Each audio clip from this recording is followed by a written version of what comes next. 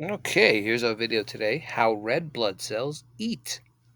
It seems like a strange title, but red blood cells need to eat. They need nutrients.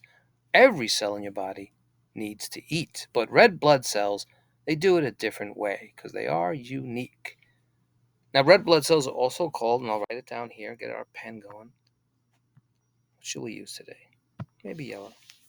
They're called erythrocytes. So let's write it over here. Or you could just say red blood cells, erythrocytes. And they are unique because when they're mature red blood cells, and they're made in the bone marrow, by the way. So when they mature and they're ready to work, and we need them actually to carry oxygen to our heart and all our cells, and carry away that waste product, carbon dioxide. They have to carry those two vital elements. And so they don't have a nucleus. They have no nucleus, like the rest of our cells. No nucleus. They have no mitochondria to make ATP. See if I can fit this in. And we just barely made it, actually missing the A there. But they have no mitochondria. They do make ATP in a different way. They don't make ATP with aerobic respiration. Anaerobic respiration is what they make it, but we'll talk about that. And they have no DNA. So that makes them pretty unique, these erythrocytes.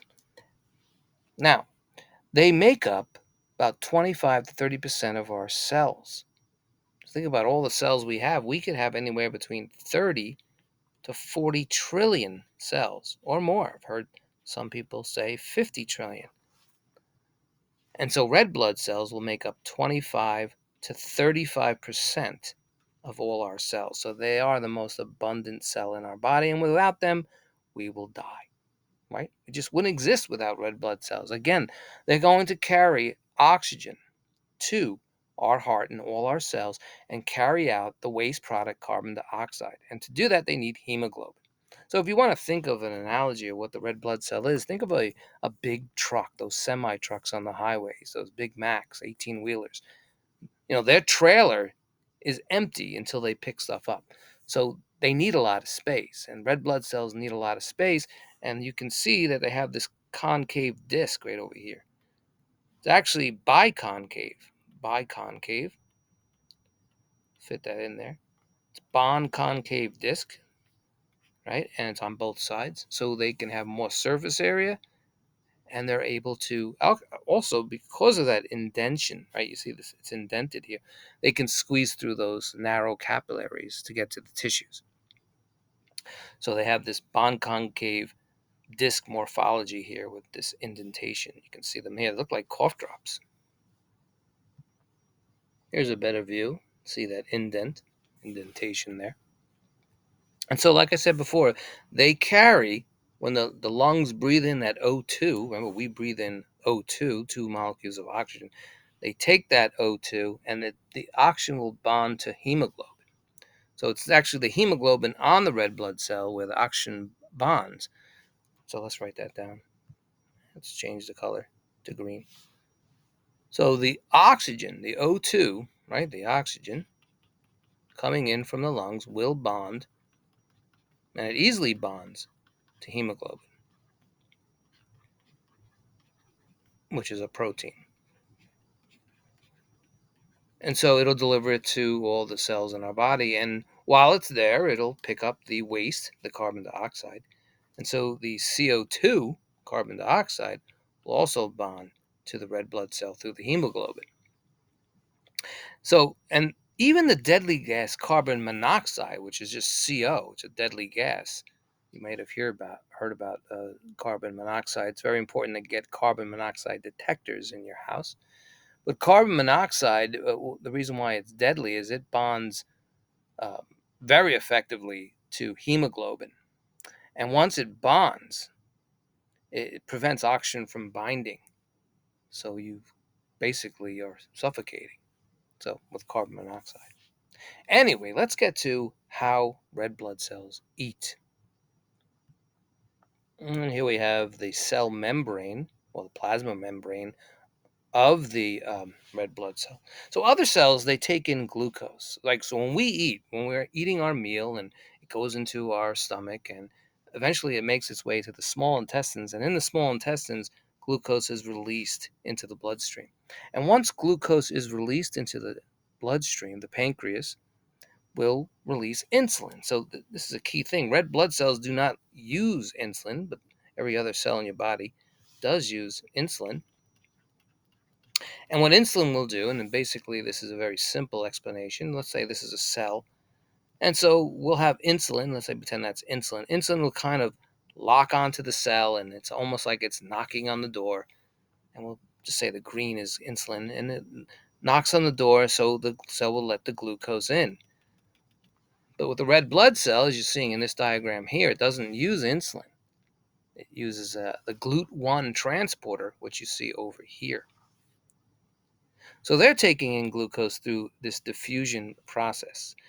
So red blood cells need to eat, they need glucose also, but they're just not doing it aerobically like every other cell will be. They're doing it anaerobically. Let's talk about that. And since, like I said earlier in the video, they lack mitochondria to make ATP, adenosine triphosphate. So they will make ATP again, and I'm saying this is probably the fourth time I'm saying this, through anaerobic respiration. It's called glycolysis. So we'll write it over here. Let's see, we'll keep the green. Glycolysis. And by the way, every other cell does go through glycolysis also as one of their first steps when the glucose does enter the cell. But then after glycolysis, it will enter these different stages. But in the red blood cell, glycolysis is the stage. From glycolysis, they will make ATP. And again, with the red blood cells, it's anaerobic. A little delay there in my writing. Anaerobic. And the key word anaerobic is no oxygen is needed. No oxygen is needed. So it's like a fermentation going on, which I'll explain. So the glucose, as you can see from the diagram, the glucose will enter the red blood cell through those transporters, the GLUT1 transporter on the cell membrane. Let's get a clean page here and I can show you the diagram. Of course, it doesn't actually look like that. And the picture I'll draw, it doesn't actually look like this either, but it's more like this. So what happens is the glucose will enter the transporter, and the transporter, think of it like a funnel shape. Make sure the pen's working here. So it kind of looks like this funnel shape where it's wider at the top. And then the glucose, we'll use green for glucose. The glucose will enter that funnel shape, and once it enters it, the glucose will be switched. It's going to switch positions. It's going to be activated. It's like going into an elevator, and all of a sudden the elevator starts working, and then it'll just flip. It'll flip up, right? So now we have that is the narrow section, and then the glucose will just enter into the cell. Right, so here, they're just making it easier in the picture. Here is what's happening, and the glucose enters. We should change the color. Let's use blue, make it show. That's not working. Let's use yellow. So the glucose enters, and then this will flip up. It'll flip up. It'll cross the cell membrane and enter into the cell, and this is supposed to be glucose over there. Word got cut off, so let's just write it. And again, let's not use yellow. Glucose, there we go. Glucose, C6H12O6. That is glucose entering the system. So now that it's in the red blood cell, it's in the cytoplasm of the red blood cell, it's going to go through a series of steps that'll eventually make ATP. Here's a better picture. You see the glucose coming into the GLUT1 transporter, and it's activated, and it will flip, and it comes in and flip back. Again, like an elevator. It's like there's some doorman in here, notices the glucose is in, and will flip it over. And they call this facilitative transport. It's just basically a type of diffusion. So what happens now that it's inside? It's inside. See this intracellular, that means inside. And over here you see, let's get my pen so you see it. using yellow right here. Intra is inside the cell. This is the plasma. This is the cytoplasm, that is. And the extracellular over here, that's outside of the cell. So now once glucose is in the cell, what happens to get ATP? So remember we said that there's glucose. Do you remember what the formula was? Right over here. C6H12O6, carbon, hydrogen, and oxygen. So one glucose molecule is a one glucose molecule. One glucose molecule, we'll just say glucose over here, one glucose, will eventually go through a step, and there's our little arrow, which will make two, and a molecule here called C3P. And those two C3Ps, we'll get a little arrow going on here, will make two pyruvates molecules. This happens in the cell also, in other cells, and all our other cells in the body. They go through this also. And that pyruvate will go through, like I said before, anaerobic respiration, which is fermentation. So they'll go through, we'll change the color so it highlights it, anaerobic respiration. Without oxygen. And this pyruvate will generate ATP. It'll generate two ATP molecules. And it also will have a waste molecule. So let's make the arrow go all the way over here. It'll make two ATP, adenosine triphosphate molecules, for energy that it needs. Also will have a waste product called lactate, from lactate acid. Because the fermentation process is called lactic acid fermentation.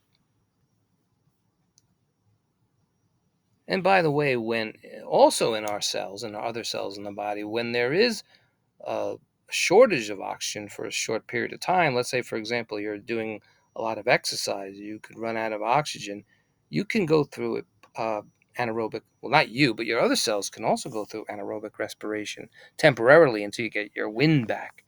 But for red blood cells, it's always anaerobic respiration. And the thing about anaerobic respiration, the ATP that is produced is very low compared to if you go through aerobic respiration through the mitochondria. So through anaerobic respiration, remember, it's just two that they're making, two adenosine triphosphate molecules.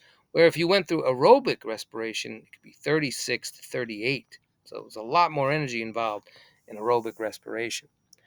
But the red blood cells have adapted to that, and of course they need to have only two because they need room, of course, to carry the oxygen. They got rid of everything else. They have ribosomes, by the way. They have ribosomes not to make proteins like other cells, but they have them to maintain existing proteins. And so these red blood cells, they do have a short life. It's one of the shortest in your body. It's 4-month lifespan. Your skin cells have a shorter lifespan. Think about neurons and bone cells and brain cells and liver cells and so forth. Their lifespan is a lifetime. So again, red blood cells are unique. They have no DNA. They have no nucleus. They got rid of that when they matured from the bone marrow. They have no mitochondria, but they eat glucose like any other cell in the body, but they go through glycolysis and they don't go through the other stages because they have no mitochondria, and they make 2 ATP, not 36. All right, that's our video today.